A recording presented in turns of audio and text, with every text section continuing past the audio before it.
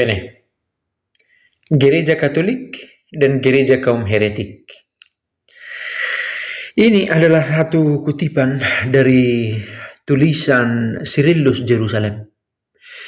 Dia menulis sebuah kumpulan tulisan berjudul Mystagogi, katekesi, bahan-bahan katekesi. Nah, saya mengambil salah satu nomor. Ini membahas soal gereja. Nah, buku ini ditulisnya untuk mereka yang ingin masuk ke dalam gereja pada waktu itu ya. Nah, sebelum saya masuk ke teks ini, saya ajak untuk berpikir dengan alam berpikir waktu itu, gitu ya. Jangan langsung terburu-buru mengaitkan dengan gereja sekarang, oke? Bahwa dipakai di sini gereja Katolik, apakah itu gereja Katolik yang diteruskan saat ini? Harapannya begitu, Katolik sekarang ya. Tapi kalau saya katakan gereja Katolik, ini adalah gereja yang dulu diikuti oleh Cyrillus Jerusalem dan orang-orang bapak-bapak gereja waktu itu. Nah, mohon kejeliannya ya, ini untuk tidak semua orang dengan tajam memahaminya. Mengenal gereja masa dulu dan gereja masa sekarang, jangan terburu-buru membedakannya. Itu saatnya. Ada yang berkata, oh gereja dulu kan nggak sama dengan Katolik sekarang. Katolik sekarang itu beda dengan Katolik dulu. Jangan katakan itu. Tapi jangan juga langsung menyamakan gereja dulu dengan gereja sekarang dalam arti kualitasnya sama, kemartirannya sama, pengajarannya sama, spiritualitasnya apakah mungkin bisa melemah, bisa saja ya. Tapi harapannya gereja yang itu adalah yang diperjuangkan juga di gereja Katolik saat ini. Jelas ya, sebagai hantarannya. Tujuan hantaran ini adalah satu, untuk membuat orang-orang Katolik sekarang jangan merasa langsung kami lah itu kami, kita itu, gitu ya. Kita yang sedang berusaha menjadi gereja yang taat, gitu ya. Nama gereja dapat diterapkan pada hal-hal yang berbeda. Bisa gereja Katolik. Heretik pun menyebut kelompoknya sebagai gereja. Makanya diberi judul gereja Katolik dan gereja kaum heretik. Seperti halnya perkumpulan di teater orang-orang Efesus yang tertulis di sana. Setelah mengatakan ini, ia membubarkan gereja itu, perkumpulan itu, eklesia itu. Jadi kata eklesia sekarang makin sempit pemaknaannya, gitu ya. Gereja yang mengikuti Kristus, dia Kristen. Dulu kata gereja itu ya perkumpulan, gitu ya. Jadi kalau ada sekarang memakai kata gereja, apakah itu pengikut Kristus? Ini yang saya bilang tadi. Bisa jadi ide ini juga masih ditemukan sekarang, gitu ya. Kata gereja belum tentu dia mengikuti Kristus. Tapi sekali lagi disiplin kita dengan sadar, oh ini konteks berpikirnya adalah dulu. Tapi dulu pun sudah ada ini ya. Hati-hati kamu kalau mendengar kata gereja, karena belum tentu itu mengikuti Kristus, gitu ya.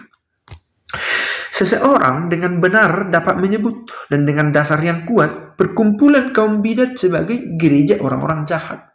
Perkumpulan orang-orang jahat. Jadi bisa dipakai itu, gereja orang jahat. Nah, mungkin kamu berkata ya, yang polos-polos gitu, pastor ini, masa ada gereja untuk orang jahat, namanya gereja kan pengikut Kristus. Itu yang kubilang tadi, kata gereja sekarang itu dimaknai, oh pengikut Kristus.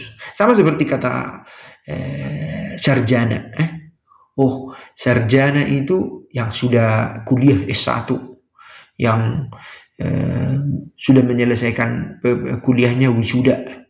Itu mengalami penyempitan. Sarjana, 3 sarjana dari timur, 3 ahli, 3 yang hebat, yang terpandang. Nah, itu dalam pemahaman yang luas. Nah, gereja dulu perkumpulan. Maka kalau itu perkumpulan orang jahat, itu gereja orang jahat. Nah, saya siapa ini? Cyrillus Jerusalem. Saya merujuk pada kelompok Marcionite, Manikea, dan lainnya.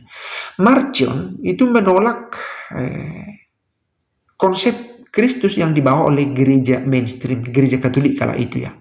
Sampai-sampai dia membuat kanon kitab sucinya sendiri. Dia mengurangi sedikit, menambah sedikit gitu.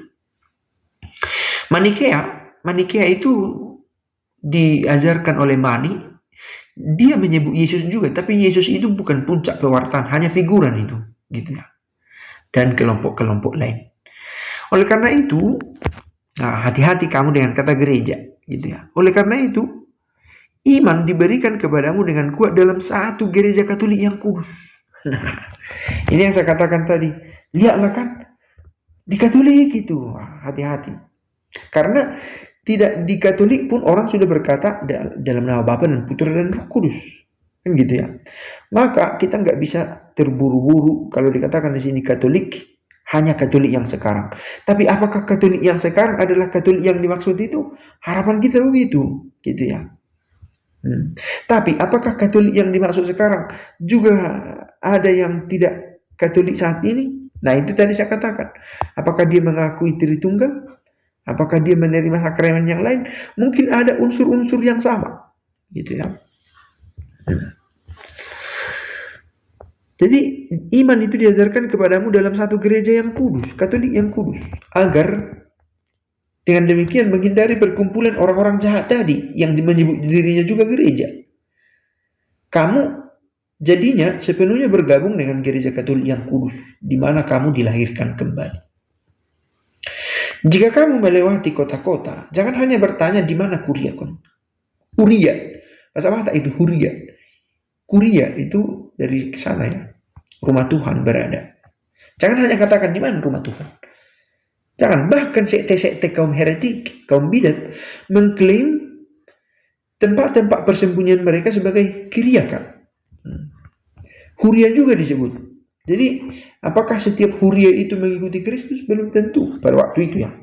Sekarang harapannya, kalau sudah menyebut diri gereja, harapannya mengikut Kristus lah. Sekali lagi, alam berpikirnya kita pakai di sana ya, pada zaman dulu.